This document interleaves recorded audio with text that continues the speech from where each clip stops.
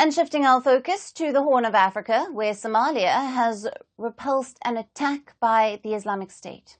Security forces in Somalia have thwarted an Islamic State-linked suicide bomber attack on a military base in the northeastern region of the country. Now, authorities said that the attack took place at the military base in the Dajale village in the Puntland region of Somalia, where the Deputy Speaker of Puntland's parliament was reportedly visiting. Authorities in the Puntland region also said that the security forces had killed 8 foreign terrorists following the attack. The attack began after the terrorists detonated a vehicle loaded with explosives, after which they targeted a house where local Puntland officials were staying. Reports suggest that there were additional casualties among civilians in the village.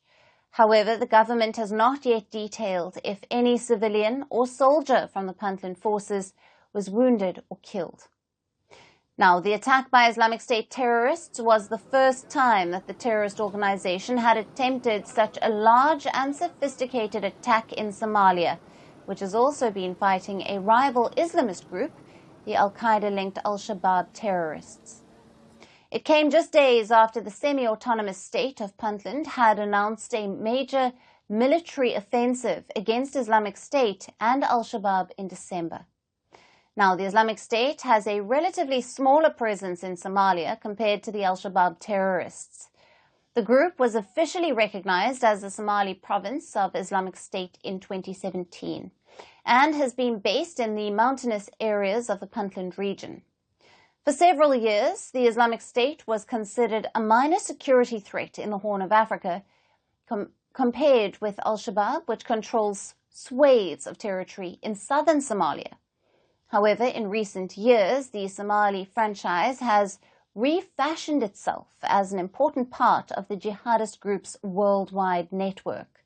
It has launched several attacks on security forces and business centers in Somalia.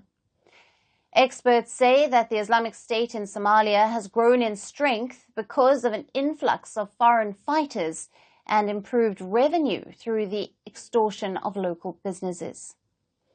The semi-autonomous region of Puntland has been launching several ground and air offensives in recent months, aiming to disrupt the Islamic State's operational capabilities and degrade its ability to launch further attacks on Puntland's forces and civilians.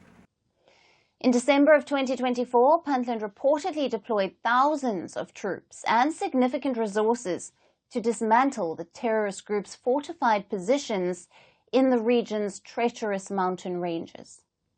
Moreover, the United States has also been conducting airstrikes on the ISIS terrorists to curb their influence, with a major one being in May of 2024. However, tackling the threat has still faced hurdles.